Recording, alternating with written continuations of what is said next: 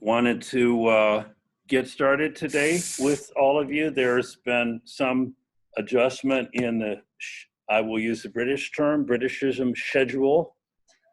That means schedule, if you need a translation. The schedule will, let's see, will be adjusted.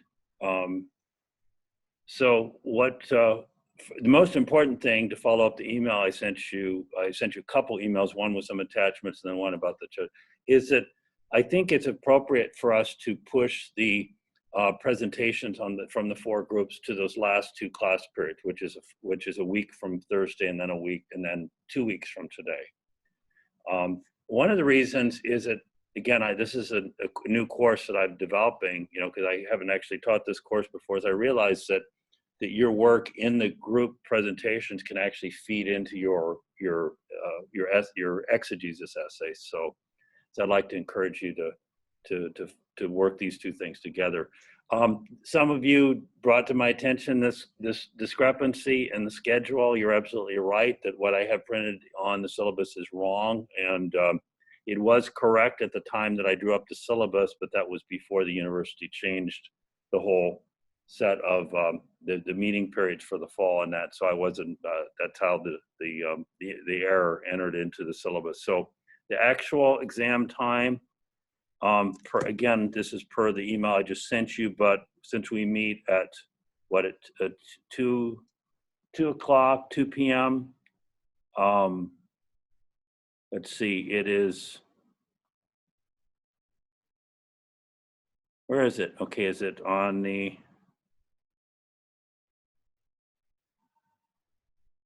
I'm looking on the schedule. Tuesdays. Funny, I'm not seeing it here. Do I have Tuesday? Oh, 2:15, yeah, right, 2:15. I'm sorry, I was looking for 2 o'clock, 2:15. So it is 2 to 4 p.m. on December 4th. So that's the time of the final. That's when you can turn your exegesis paper in. So just a little bit about the group presentations.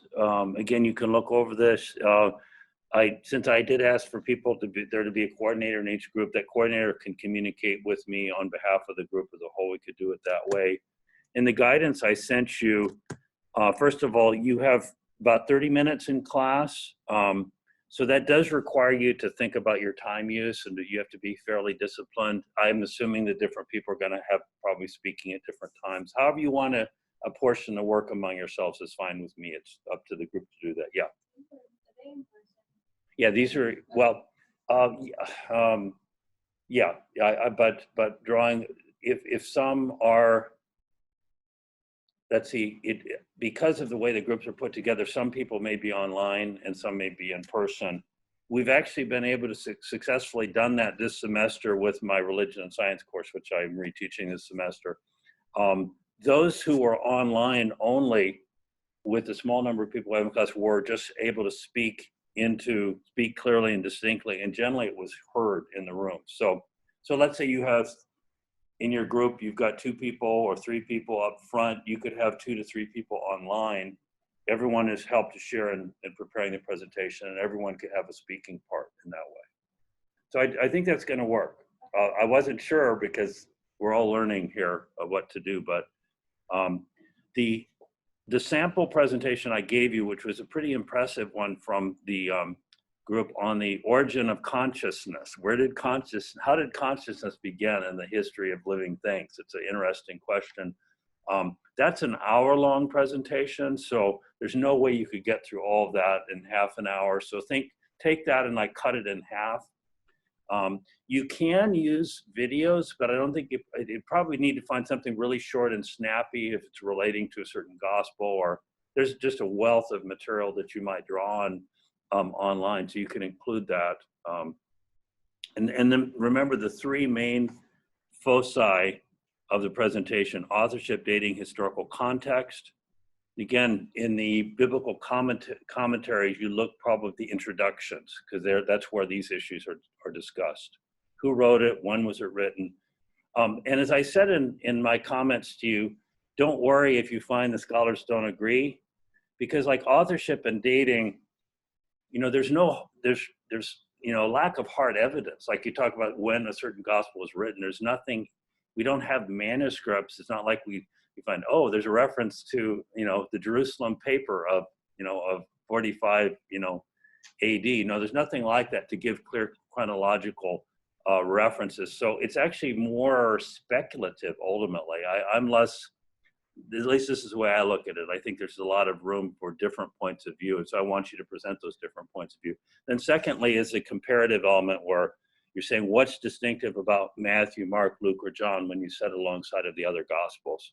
And by putting them alongside of one another, you kind of bring out what is distinctive within the gospel. And then the third part of your presentation would be look at some brief passages. Each person in your group could take one passage. You probably should talk in the group before someone settles on a particular passage, because I'd like you to find passages that seem to represent some of the key themes within the gospel as a whole. And your presentation on one of those passages can be the starting point of your exegesis paper. So you can do, you know, kill two birds with one stone, as they say. And then I'm looking for, as I say, the criteria, variety of different views, the clarity, presentation of a group position. If it's a question of authorship and dating, you know, if you can come to an agreement, then you could present what you've concluded as a group. But if you don't have a consensus, you can present more than one view. You can be creative. Doesn't mean you have to bring in actors and actresses or act out anything. Anyway, it's like whatever you want to do that sort of fulfills the basic mandate you have for the group presentation. So any questions about the group assignment that's coming at the end of the semester? So what days are we doing that on? It's per the email that I sent before, the Matthew, and so it's those last two class periods. It is, so Luke and John are going to be the Tuesday before Thanksgiving, and Matthew and Mark the Thursday before Thanksgiving. Okay, so we're Matthew and we come in on Tuesdays, so we're all presenting from online. Oh, I hadn't thought about that. So I forgot the way I assigned the groups. So should I reverse those to make that, would that work better if I reversed it? I mean, we could present the exam. Yeah. I mean, Some people are gonna have to do it anyway. yeah, because they're all online. Yeah. I realize some are online, but to have at least some people in the classroom, I probably should reverse. I mean, I'm probably gonna do it at 1:31, so I'm not gonna be Okay. right now. Okay. So, But to facilitate as many people in class as possible, it sounds like I should reverse the dates on that. Any reactions online? If you want to unmute yourself. So we're talking about, again, looking at the calendar, we're talking about the group presentations, and it sounds, and to get people who are in person, say Thanksgiving is the 26th, so we're talking about the 19th and the 24th. Sounds like we should do Luke and John on that Thursday, the 19th, because Luke and John people are generally assigned to Thursday, whereas Mark and Matthew and Mark would be the 24th on Tuesday. That's not what I said in the email, but sounds like you brought up something that I hadn't been thinking of.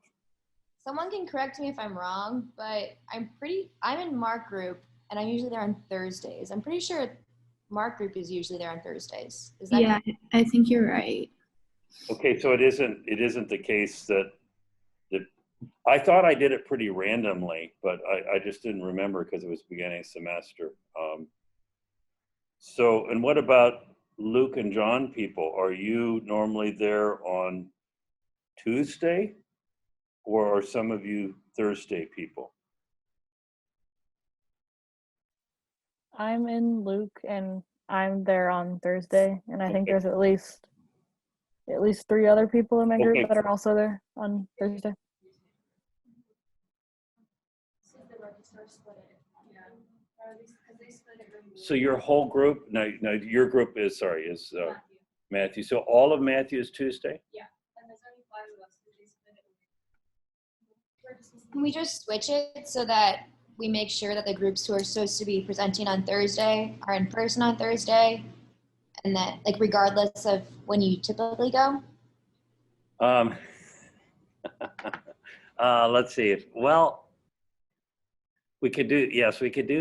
We could do that. Just that's I mean, we're at the very end of the semester, so heck, no one is going to bust us, right, and turn us into the authorities, And if they do, I will take full responsibility, and I'll go into the lockup on DeBoer Hall. So we'll still come on Thursday. So everyone who's coming in person, we could just do it that way. Everyone who is available to come in person can come the day that their presentation is. And those that are online only, or if someone needs to be online for whatever reason, they can participate in an online way. Does that sound like a reasonable approach? Okay, that's then we don't have to change it. Then again, the first of those dates is Matthew and Mark, and the very last day in class would be Luke and John. I didn't say anything at all about the final exam, but as you know, that is an online examination, and it's going to be more like a take-home. I'm going to give you a series of questions, maybe as many as 10 questions, and then day of, I'm going to ask you to respond on a particular number of those, maybe like write on 3 of them during the time that you have, and send those back to me.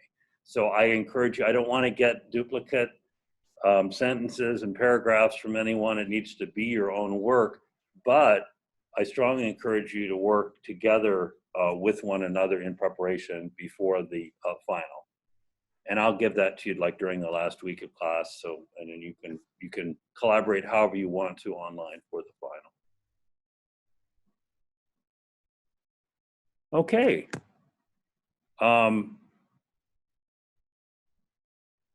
Regarding exegesis, I've given you a quite detailed account, definition. What is exegesis?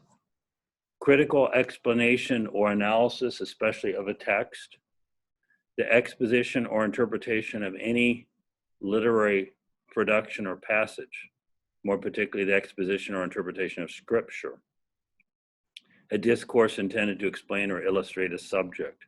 It comes from the Greek word exegesis, from exegesthai, which means to lead out, to draw out something.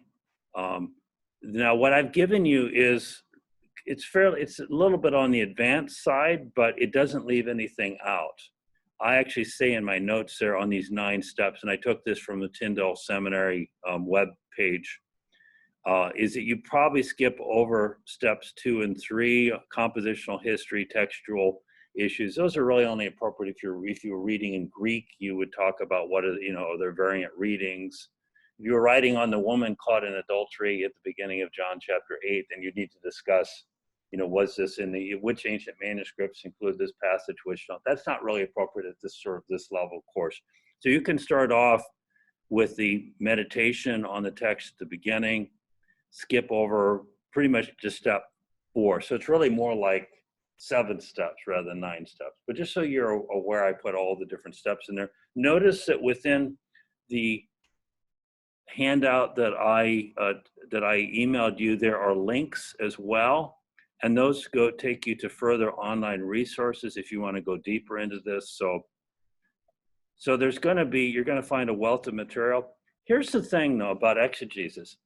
It really starts with real close reading on your part. The best exegesis papers start with people who read closely, word by word, and you have to read and reread. You have to kind of chew over the passage for some time. And you never know, you might come up with something that no one has ever thought of before. I've found this in engaging biblical discussions, sometimes in a church context, sometimes in a classroom context, where student will raise their hand and say, well, what about such and such? And I'll be like flabbergasted, like, whoa, I never even thought that this particular verse could have that meaning. And so, but usually those kinds of insights, well, sometimes they just come from who knows where, but they drop in out of the blue, but often it's from taking time. So you take just a simple statement. And again, this is kind of at the juncture of what's academic, and maybe there's a spiritual dimension to this too, as you'll see in reading the steps in exegesis. The Lord is my shepherd. You could take every word there, the Lord. Okay, who is a shepherd? Lord. What does it mean to say the shepherd is the Lord also? If the shepherd is one who cares for you, and the Lord is one who has authority over you, then how does caring and authority, you see, like, how do those fit together? The Lord, next word, is my shepherd. Okay, notice, if you're noticing, you're reading close, you're saying it is, it's not was, past tense, it's not will be, it's not future tense, it's present. This is an experience in the moment in which the psalmist is writing, the Lord is my shepherd. The Lord is, he doesn't say our shepherd, he says my shepherd. That's a first person singular. That implies individual relationship with God. What are the implications of that? The word shepherd, what does it make the psalmist who's writing that, Psalm 23:1? A sheep. What does it mean to be a sheep? You see, you can take just one single verse and begin to think through very carefully the word choices and end up with some questions and ideas that come out of that. So I would encourage you, as I said too, not to try to take on too much. I mean, if someone said like, oh, I want to write on the Olivet Discourse, Matthew 24, that's that whole apocalyptic passage where all these, Jesus talks about the destruction of the temple and the signs of his coming. It's like, whoa, there's way too much to write on. I had a student many years ago, and she's wanted to write I think it was like a 4-page paper. I said, what do you want to write on? She says, oh, I want to write on Jesus. I said, well, what more specifically? She says, oh, just on Jesus. And at that point I said, well, just do a search, in the library catalog. And there were like 100,000 titles, right? So now that doesn't mean you have to write on one word. I don't mean that would be the kind of assignment that a grad student would have. What's this meaning of one word in a certain context, and write an article on that. But I think a few verses, one of the pericopai, one of the little episodes, discrete units. In many Bibles, you'll have bold print, on the verse numbers, and sometimes the bold print verses indicates like the beginning of, so like woman caught in adultery, that's about 10 verses. That's plenty. And the deeper you get into it, and the more you reflect on it, the more questions that will come up in your own mind, and particularly as you look at some of the commentaries. I'm going to say more about commentaries later. I don't want you to start with the commentaries, because that's not fair. That's cheating. You got to do good exegesis, you have to actually start with the text yourself and begin to wrestle with it. And then have some questions at that point, later go to the commentary and open up the comment, and the commentator will say, and one of the reasons for that is I think some who have not done much reading or study of scripture will think, hey, if it's written in a commentary, it must be true. And if that were the case, then boy, we'd have a real trouble, because the commentators often are contradicting one another. So once you have spent more time with a particular text yourself, you're actually in a better position to give a thumbs up or thumbs down. You could read a commentator and say, I just don't see that. And that's fine. You're allowed to develop your own opinion. And I encourage you to develop your own opinion about the text that you're studying. So the thing I sent you on biblical exegesis in 9 steps is really a starting point to get underway with your exegesis. But talk to the people also within your particular group and see if you can actually allocate a number of passages. I mean, if someone wants to do exegesis and say, I'm really interested in a certain passage, even if it doesn't fit into the group presentation, that's fine. But I just suggesting you could kind of try to dovetail these things together. Okay, any question about the exegesis assignment. Yeah. So you think it would be smart for like us to tailor our paper to something that we presented on in order to like Mhm. cut down? Yeah. So let's say in the John group, you may want to take the very first verses in John, the so-called prologue. That's pretty important for John because he kind of tells you, you know, what his overall thrust, main themes: light, life, death, you know, love, hatred. You know, I mean, all these themes, they're all sort of laid out. The word, you know, Jesus as the word. So let's say someone writes their exegesis paper just on those opening few verses. That could be one of the passages that the John group then would highlight. And there might be 3 or 4 others. You know, if each person in the group highlighted something that they've been working on, then it maybe someone decides that something in the upper room discourse is also central to John. Let's take maybe a part of Jesus' prayer in John 17, the so-called high priestly prayer.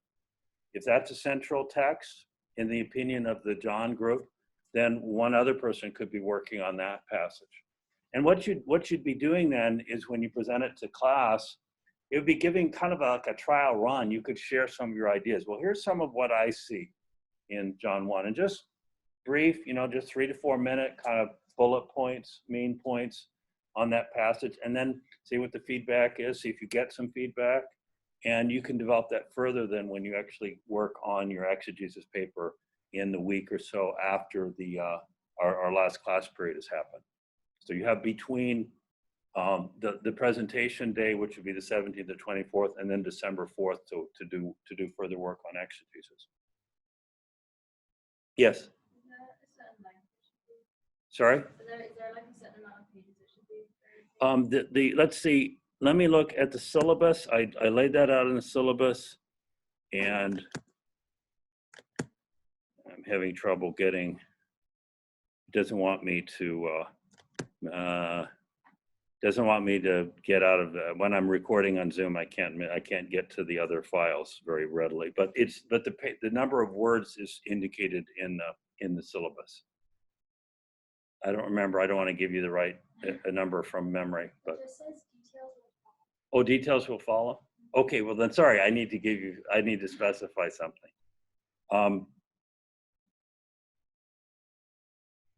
Okay, well, let me think about that before I say anything. I'll say something in class next time to give you a kind of word limit. Any other questions?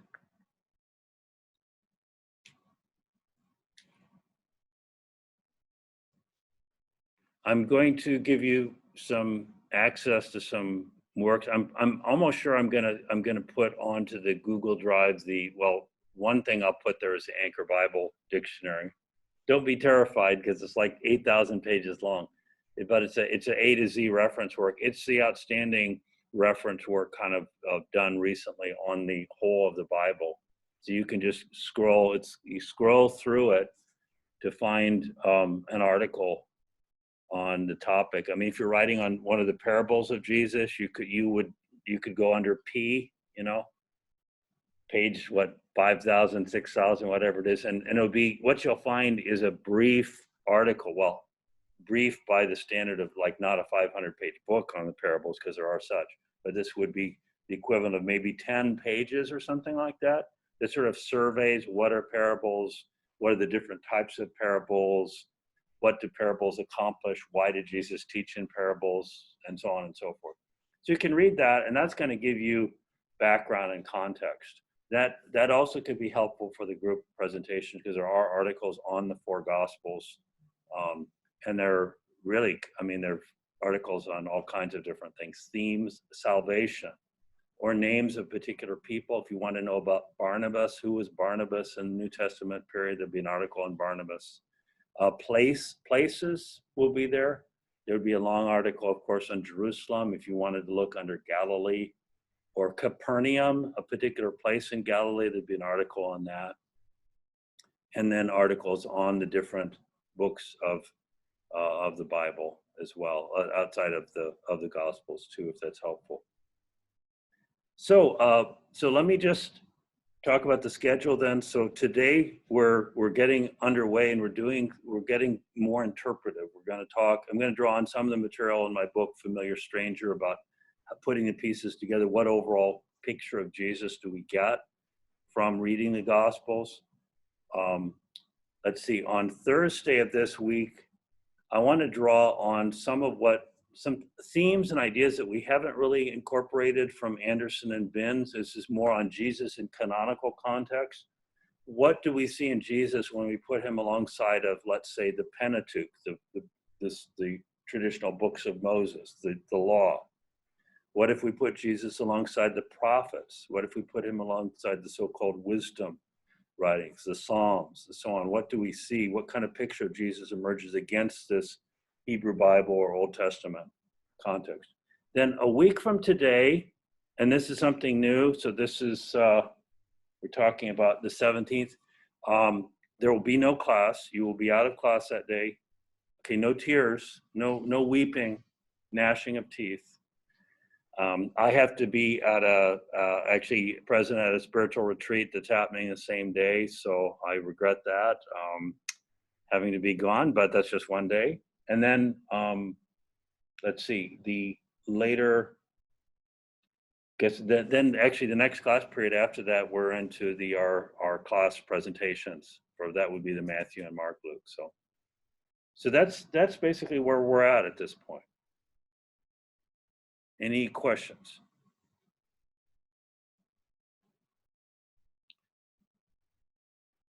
Okay, if not, then let me plunge forward into interpretation. And what I did in the Jesus book that came out now about 15 years ago, but I pointed to a major distinction in different approaches to Jesus. And I had two fancy words that I applied. One is the word sapiential, which comes from ultimately it's a Latin root. Sapientia refers to wisdom, and eschatological, which refers to the end of the world or end times.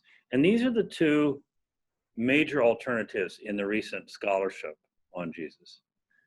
And so here's the question, just to bring it more down to earth. And let me just throw this out as a question at the beginning. Was Jesus in his life primarily engaged in giving wisdom, insight, and instruction in terms of how to live in this world that we find ourselves in, this earthly life? Or was Jesus primarily giving a message to people in this world about another world, so to speak, that was going to emerge at some time in the future and be radically different from this world? Anyone find themselves kind of on one side of this or the other?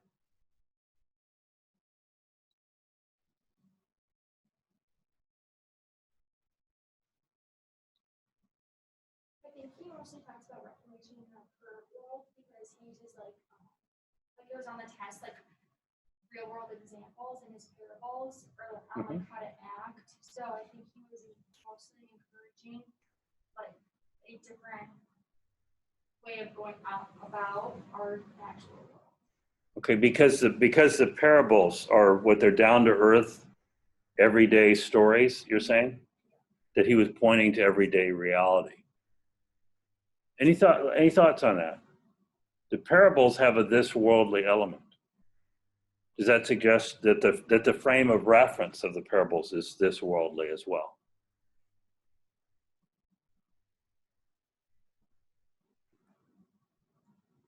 Now, I think you could argue this two different ways because, he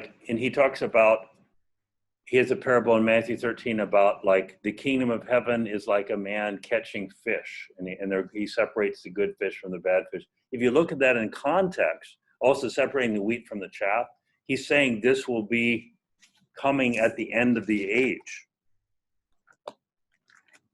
So I'm not declaring one way or the other on this, but I'm just saying, okay, he says, the one who sows the good seed is the Son of Man, and he talks about the tares, the wheat and the tares. will be gathered up and burned. So it shall be at the end of the age. So you'd say, well, he's using an everyday analogy of a harvest in which you separate weeds from the wheat as a way of illustrating something that isn't present right now, but he says will happen at the end of the age. So it's possible to use everyday language, but for it to be pointing off into a kind of some future state of affairs. What are there certain things that Jesus says that clearly must refer to the present life that we're living? What did he say that has to be fulfilled in the here and now?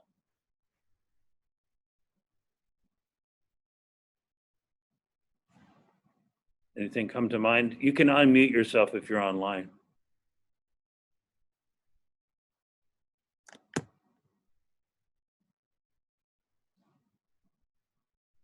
Okay, how about this? How about marriage and divorce? Principles of marriage. Jesus shocked his hearers because he suggested that God's purpose was not for divorce to occur, that there was a somewhat lax policy, at least among some of the Jewish rabbis. So, and then he said that those who attain to the resurrection of the dead, later in Matthew says, will be like the angels in heaven, neither marrying nor giving in marriage. So I use that as an example because Jesus seems to explicitly say people who are in heaven are not married any longer. Marriage is a matter of this world. And so you'd say, well, if Jesus were just this otherworldly prophet who was pointing forward to some future state of affairs, then why is he talking about marriage? Why isn't he just saying, hey, get ready, the end is here, it's about to happen any moment? To be talking about marriage, principles of family life, let's say, that seems to tie it to the present world order. Anything else that's very much this worldly in the teaching? Got to help me out here.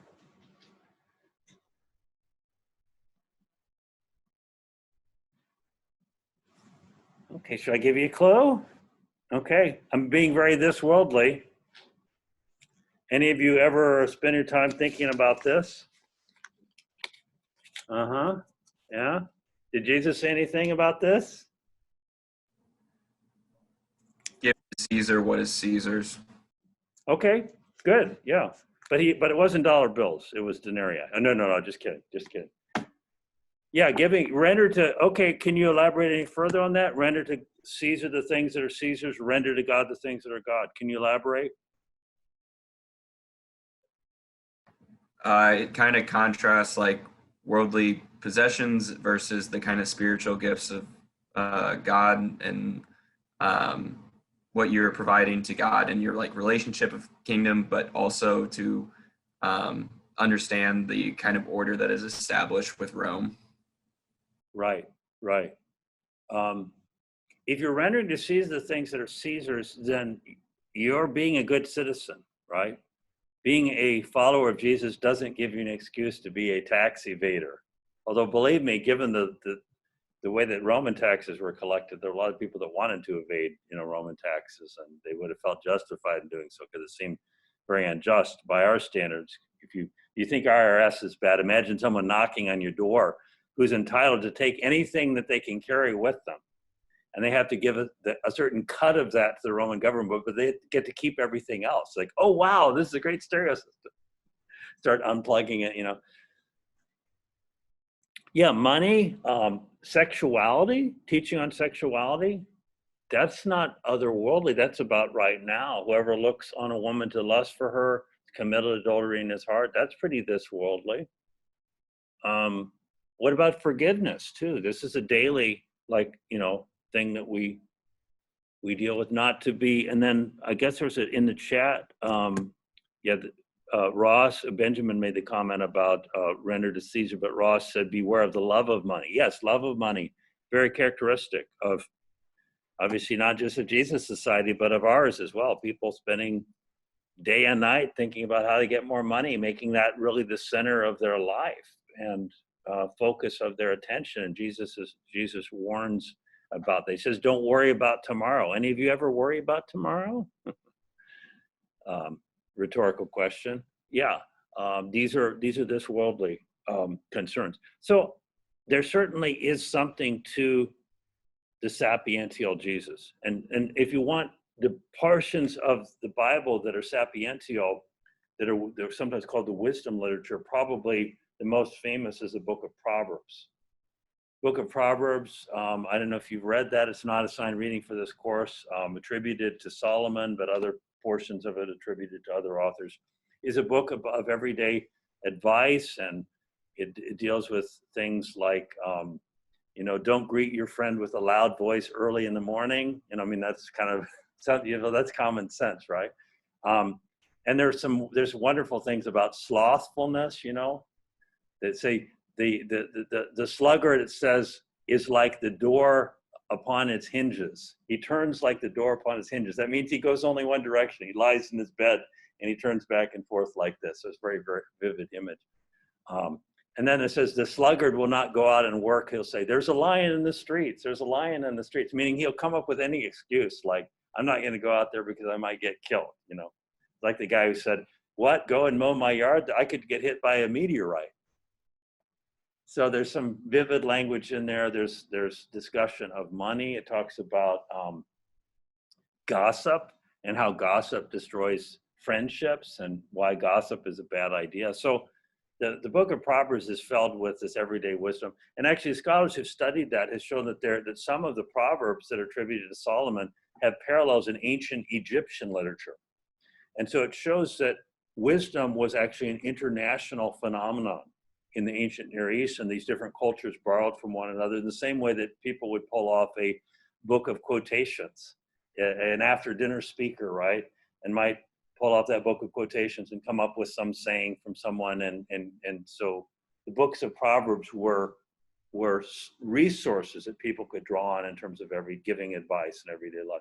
It's framed in terms of a father and a son. It's gendered language, but it's a father instructing his son, saying, hey, before you go out into this cruel, wicked world, beware of these things. And he tells him about sexual temptation, tells him about the temptation to violence, and says, don't join with other young men who are going to go out and be involved in criminal activities. That you're going to pay the price if you do that.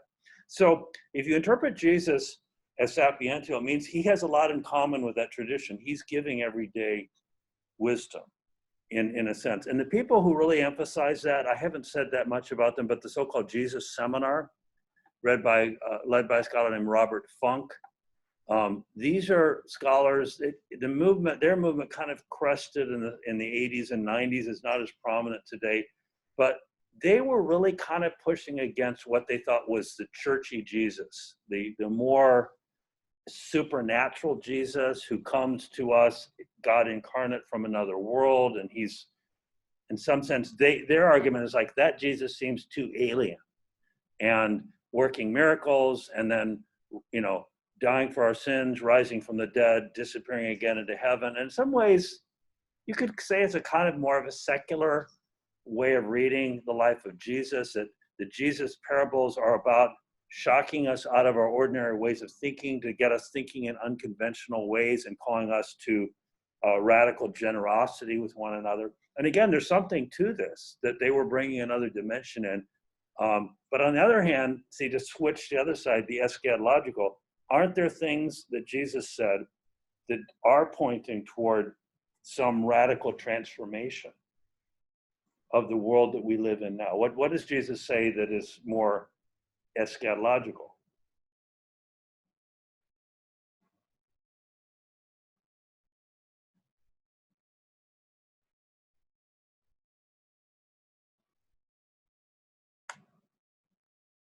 It should be pretty easy, isn't it? Isn't there something that Jesus says and teaches and declares that points away from the present world?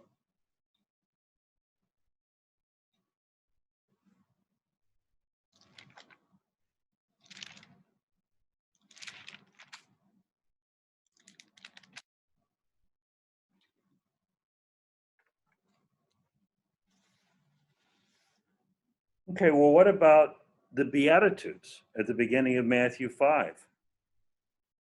he says, blessed are some translations of gentle or meek is the traditional English. Blessed are the meek, for they shall inherit the earth. Now, again, we're going to do exegesis, right? What's the verb tense?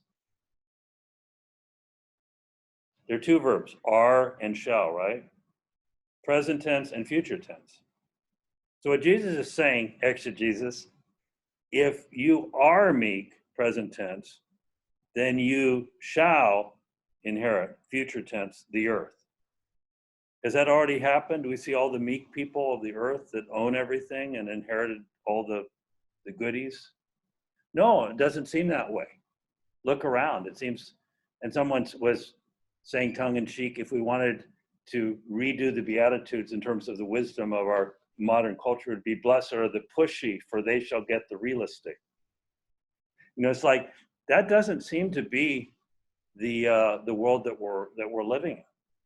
And so that seems to be, and this people have noted in the Beatitudes that they're all the second part of each of the Beatitudes is future.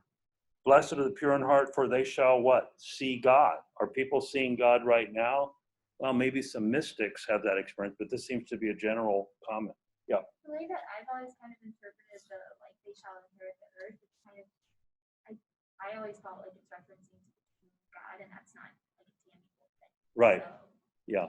Well, this is the issue too, that the people who take the sapiential understanding of Jesus, that it's primarily about wisdom, they see that the kingdom is present now, right? And maybe in a hidden way. That maybe the poor in spirit maybe some who are pure in heart are already seeing God. And that's, again, these are difficult issues to grapple with. The different readers of the Gospels read them in slightly different ways. But remember, the basic thing that we said about the kingdom is that there is an already aspect to the kingdom, and there is a not yet aspect. And in effect, the sapiential people, you know, my view is an attempt to mediate between these two ways of looking at Jesus. The sapiential people are at risk of forgetting about the not yet. In fact, there's some who say Jesus never predicted any kind of cosmic upheaval, change, transformation, and that in Jesus' teaching that he saw the world as just continuing the way that it always been, but that we have some kind of spiritual experience where we have this deeper awareness, like, I don't know, this depth dimension, you know, sort of like looking deeper into the world now as it is. But that completely ignores some of the language that seemed, you know, the Son of Man coming on the clouds of heaven. I mean, you could say, well, that would have to be simply a figure of speech, right? Whereas all through the history of the church, the dominant view, and you can look at the Catechism of the Catholic Church if you want, like, what's the official Catholic teaching on this? Catechism of the Catholic Church does say, when Jesus talks about coming on the clouds of heaven, this is an event, a future event that will happen, that the kingdom in some sense comes in visible power and glory. If there's only the sapiential Jesus, and he's only teaching about the present world, and the world doesn't change, guess what? The world remains, it doesn't seem to be really redeemed, because we have wicked people doing evil things. Read, you know, one person said, if you want proof of the doctrine of original sin, just pick the front page of any major daily paper, right? And look at what's recorded there, and you'll see wicked people doing wicked things. There's no real hope for a breakthrough into a different kind of world. And then you look at the book of Revelation, and if you're seeking to try to harmonize the different portions of Scripture, Revelation says there will be a new heaven and new earth. This is chapter 21. Revelation 21, this is almost at the very end of the New Testament. And it said, behold, the tabernacle of God is among men. He shall dwell among them. They shall be his people, and God himself shall be among them. That's being described as if it's something new, that God's presence is manifest among his people. And then it says, he shall wipe away every tear from their eyes, and there shall no longer be any death. There shall no longer be any mourning or crying or pain. the first things have passed away. And the one who sits on the throne says, behold, I'm making all things new. Well, that's the problem with just the sapiential view, is that you don't really have any place for a cosmic transformation. If you want to build a case for an eschatological Jesus, probably the place to start would not be the parables, the sayings of Jesus, certainly not what he said about marriage and everyday life and money and so on, but start with the resurrection, right?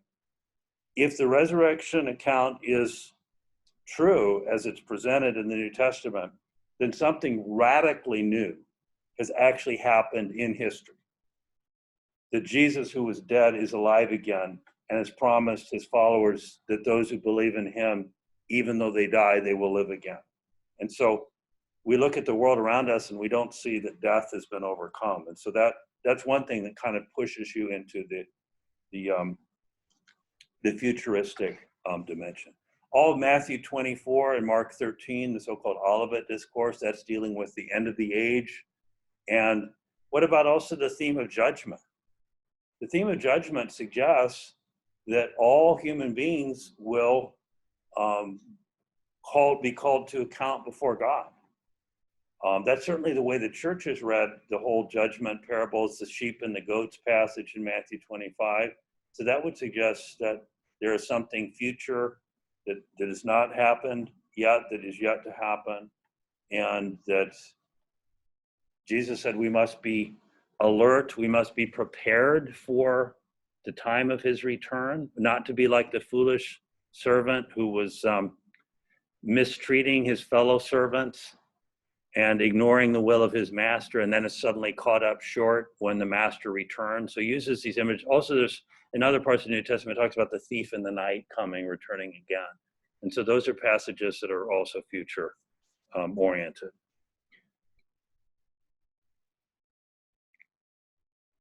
So one of these issues then is, we talked about the problem of just focusing on the present. What if we just focus on the future?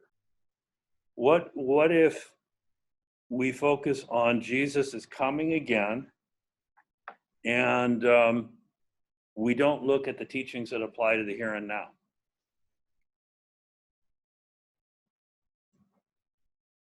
Would that give you an imbalanced view?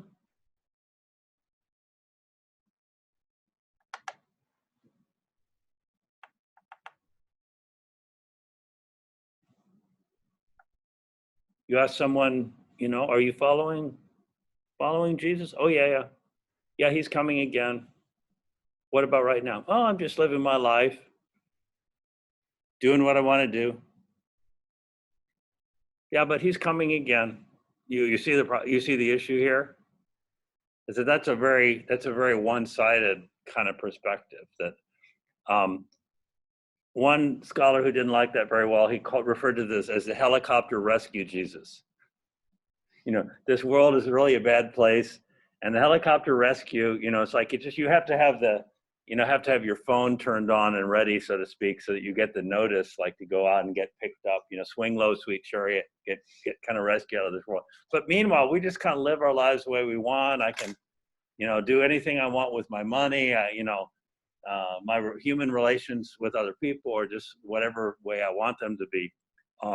And that's where I think the Jesus Seminar had something to contribute, because they were pushing back against this sort of apocalyptic Jesus. Did any of you, again, this could be a generational thing, because I think this kind of fell off the radar map, but were you aware of the Left Behind novels? Anybody, or are you familiar with these?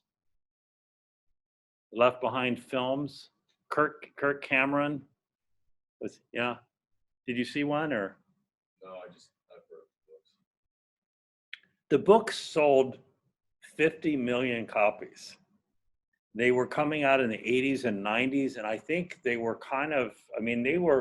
they had whole racks at like Barnes and Noble Books just devoted to this sort of, they called it religious fiction, and these were almost totally preoccupied with this sort of end of the world and the Antichrist coming, and so the people in the Jesus Seminar were definitely reacting against that. And so you get nothing else out of this. I guess one of my main points is the need to to be able to see both sides of this, the apocalyptic and the sapiential.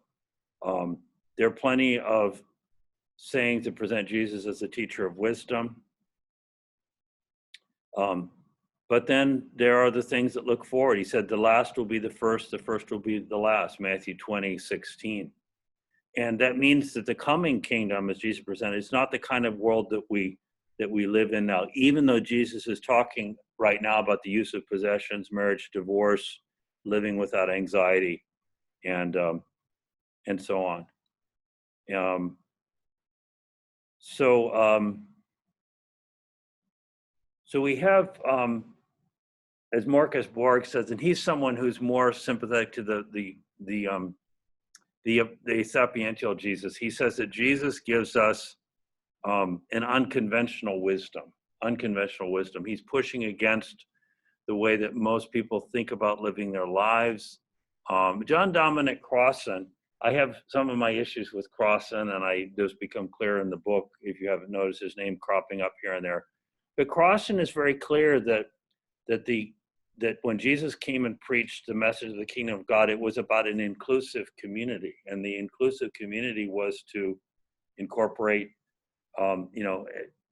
many who are social outsiders.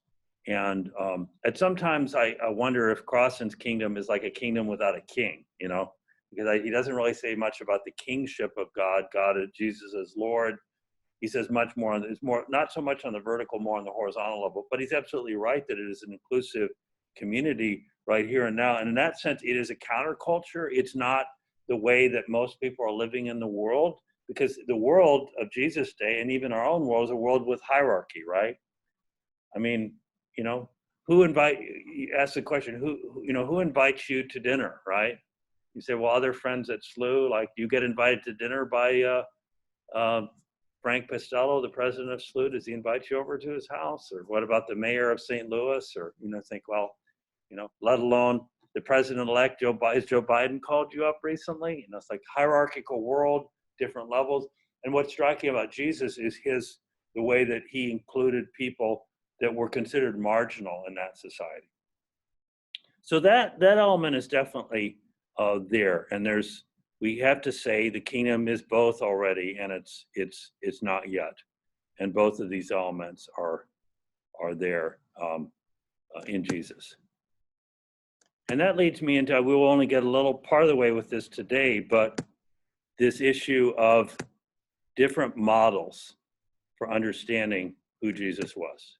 Different models. And at the very end of my book, actually in the very last paragraph, I throw out some of the different rubrics, some of the different categories that you could use, such as, here are just a few. Social activist. As you listen to these, think of which one you think might be most appropriate for Jesus. Social activist, spiritual guru, alternative healer, ethical teacher, textual scholar, gadfly, hippie, corporate executive, political revolutionary, doomsday prophet, inspirational speaker, or commune founder. Okay, did anyone hear one of those that seemed to ring true? Ethical teacher. Anybody else? Is that? Did anyone else have a different response to one of those?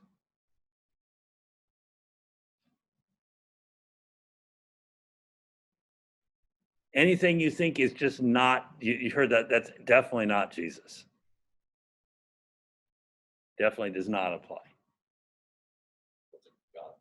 Gadfly? Oh, that's someone who likes to stir up debate and controversy. A gadfly is, someone who is a little bit mischievous, not evil, but mischievous, like the person who shows up at the party and kind of gets everybody up in arms about something. Well, we know the controversy surrounded Jesus where he went, so that was the outcome, whether or not he was intending to do that.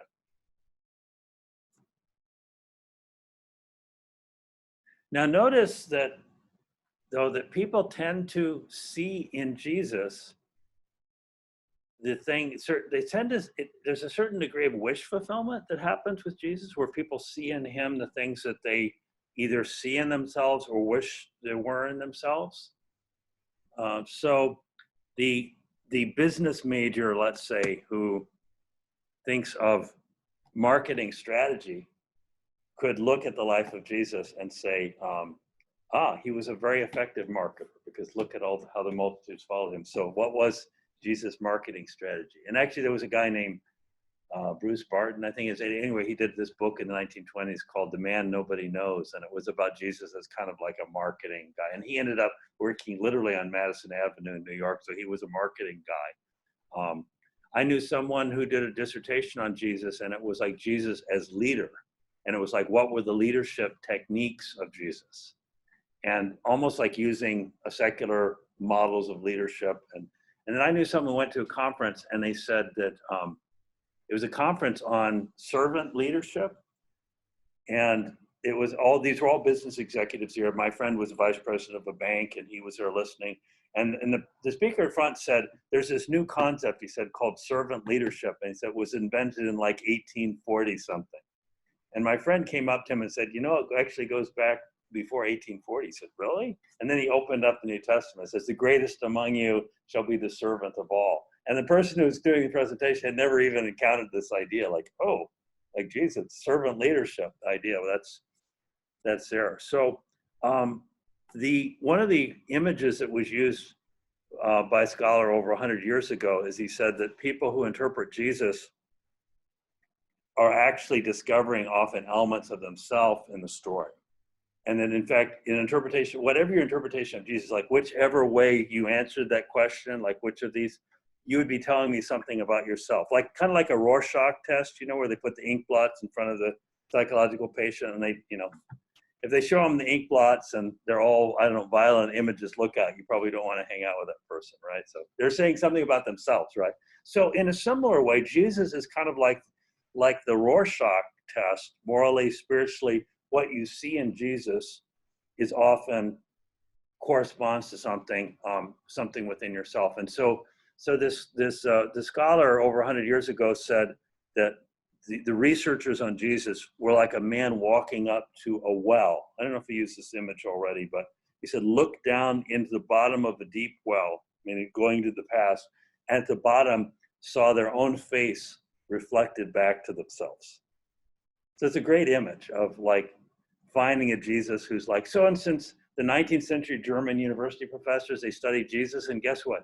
Jesus is kind of like a 19th century German university professor. And that's where, like the Jesus movement, these were people coming out of the counterculture.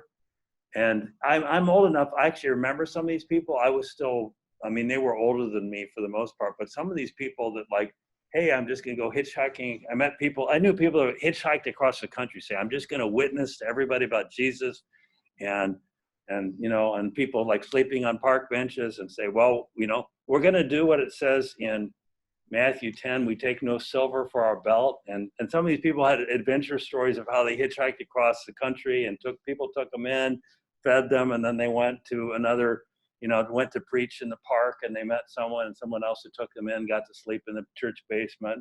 And they were hippies. And when they read the life of Jesus, they thought, Jesus is he's one of us. He's a hippie, He's totally counterculture. He took no thought for the morrow. And so you see, like you have the corporate organizational marketing type person, and then you have the hippie type person. They have completely different ways of living their own lives. But what's really interesting to me is that both of them could turn to the Gospels and find something that appealed to themselves. And that's why at the conclusion of Familiar Stranger, what I argue is that Jesus is he's just bigger than most of us realize. It's almost like this is the whole picture. And if you have a circle, I know this big, you can kind of put over this part of the picture or that part, but whatever circle or lens you use isn't going to be big enough to draw in the whole picture. And so the most characteristic problem is partiality, of seeing just one dimension and not seeing The hippie person can't see, well, Jesus actually had a strategy. He didn't just ad lib his whole life. He actually had a plan when he called the 12. He was working according to his strategy. Likewise, the strategy person doesn't understand that Jesus was responsive to the immediate situation and that there was an element of, let's say, of spontaneity in the way that Jesus lived. The same issue comes up with Francis of Assisi. There's a film about the life of Francis, because Francis really sought to emulate the life of Jesus, called Brother, Sun, Sister, Moon. And it came out about 1970. And if you want to see, my former department chair, who was a Franciscan, he hated this film because it's like Francis as hippie, you know. But honestly, Francis was, I mean, he was kind of, you know, he didn't have his life all planned and figured out. I think it was a very much of a kind of moment by moment, day by day type of life that he and the other Franciscans led. So the total picture is just like Jesus is just too big to fit into these little boxes that we might come up with to try to pin him down and fit him in. And that's why when I drew a conclusion after my study of Jesus, I came up with 4 different views of Jesus. 2, we might say, more conservative views of Jesus, and 2 more liberal views. And what I did is I sort of went after all of them. And it was the conclusion called Thinking Outside the Boxes that got much more attention than anything else in the book I wrote. It got reviewed in America Magazine, and then it got reviewed in Christianity Today. And the Christianity Today review was called Not a Tame Lion. And that's a line from C.S. Lewis's The Chronicles of Narnia. And so they thought I had like presented a kind of fierce Jesus, a kind of lion-like Jesus. And it was true. I kind of wanted to make everybody squirm a little bit, because I wanted to kind of say to all my readers, hey, it doesn't matter if you're conservative, traditional, or if you're more progressive, liberal, revisionist type person, all of us can be challenged by something we see in the life of Jesus. And then the America review was called God Comes First. And then I got an email from a scholar at Boston University, and he read my book and he got to the end, and pardon my language, but he said, you know, you've got a kick-ass Jesus here. And that was his way of putting it. And I thought, well, he got the point, you know, he got the point. And so my 4 lines were that, number 1, and again, I was being deliberately provocative, Jesus was a home wrecker. Okay. Jesus sided with the poor. Jesus was a fire and brimstone preacher. And then the last one was Jesus was a totalitarian. And all those are provocative statements. What do I mean by that? What do I mean? Well, let me ask you. I don't know if you've read the chapter yet. How was Jesus a home wrecker?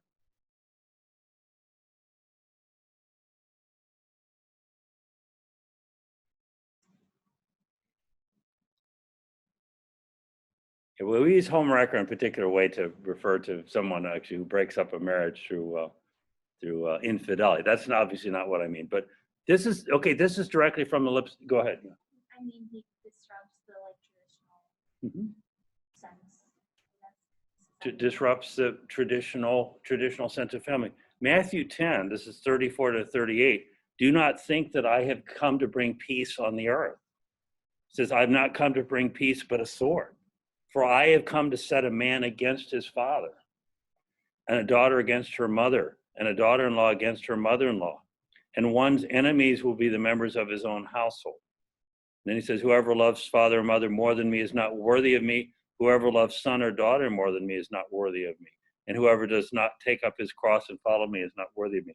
That is a pretty fierce statement, particularly in an ancient context, because family loyalty was extremely important in the ancient Jewish world, as it is in many cultures today. Maybe we tend to be a little bit more individualistic in our American culture. But Jesus saying that the claims of the kingdom transcend those of your family. And of course, there are parts of the world today where if someone wants to be a follower of Jesus, they may experience great opposition from within that culture. If it's a largely culture that's devoted to a non-Christian religion that would not allow someone to become a follower of Jesus, that would be an issue. And of course, there are totalitarian regimes and some secular regimes that have stood strongly. If you wanted to become a Christian in the former Soviet Union, in the 1930s, you would suffer, right? You would have to go against your culture. Okay, Jesus sided with the poor. Well, there's the parable of the sheep and the goats, and that does make it clear that we are judged by God, will be judged by God on the basis of how we have dealt with the poor and whether we have responded with generosity. I have an analogy in the book in which I talk about, imagine a rich person living in a mansion, right? And then there's a meeting called in their mansion of all of the homeless people from the neighborhood, and they all come in. This is some beautiful house, right, with a spiral staircase going up in the entryway, and 40-foot high, 30-foot high, glass windows, beautiful view out. So the homeless people all come, and they're going to vote as to whether the rich person gets to stay in the mansion. And someone says, well, and they ask, well, has this rich person helped you ever before? And the rich person is going like, oh no, he's scanning the eyes. He's hoping that there's one person, and one person after another says, well, I was on the street one day and I asked him for $1 just to get some food, and he didn't even listen to me, and you can see the rich person desperate to find, oh, is there just someone who will speak for me? It's almost like this role reversal where now it's no longer the rich person, but it's the poor person who is passing judgment on the rich, the poor person who's in the control seat, so to speak. So that's kind of the picture in Matthew 25, and Jesus said, inasmuch as you've done this, you've shown generosity to the least of these, my brethren, you've done it unto me. So that's a very challenging message about generosity with wealth and with our time and our energy. The preaching of fire and brimstone, that's moving in a different way, away from maybe the more social justice Jesus. We think of caring for the poor, but what about the undeniable fact that Jesus spoke of a final judgment? He spoke of heaven and he spoke of hell.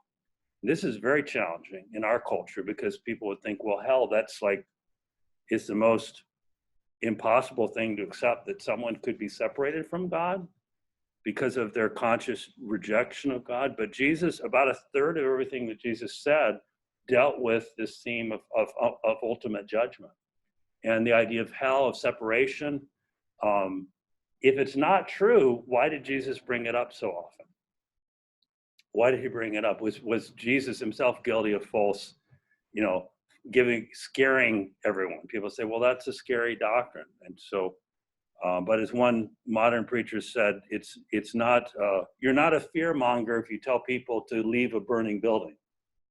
In other words, if there's objective danger, if the building is on fire, to tell people to get out of the building, that's an appropriate response. So if in fact there really is a judgment from God, then Jesus is only speaking what is true, and in his speaking such would be actually an act of mercy, not an act of fear-mongering. So, and then the final point that I made is about the totalitarian, and that is that, I think our culture, which is very eclectic, wants to say, every person should be able to follow their own path, and you can form your own religious cocktail. You put a little bit of Buddhism, a little bit of Jesus, a little bit of Dr. Phil, and maybe some, the daily astrology column, and you mix it all up and you make your own personal cocktail. This is my personal spirituality. Well, guess what? Jesus doesn't seem to allow for that, because he seems to say, it's kind of like, the old expression, if you give him an inch, he'll take a mile. I mean, read the Sermon on the Mount. At the end of that, he says, basically, once you've heard his message, you either have to respond to what he said, or you reject what he said. And he says, if you reject what I've said, you'll be like the foolish builder who built on sand and the house collapsed. So that's the thing about Jesus, is it doesn't seem like he is just putting himself alongside of other teachers as one of the others that you might listen to. It seems like he is claiming some kind of special identity for himself that sets him apart from others. So that's why I say I think Jesus is challenging to the different points of view, whether conservative or progressive, or if you want to use the word liberal, that people might want to attach to him. Okay, I'll just stop there. Anyone have a thought or comment?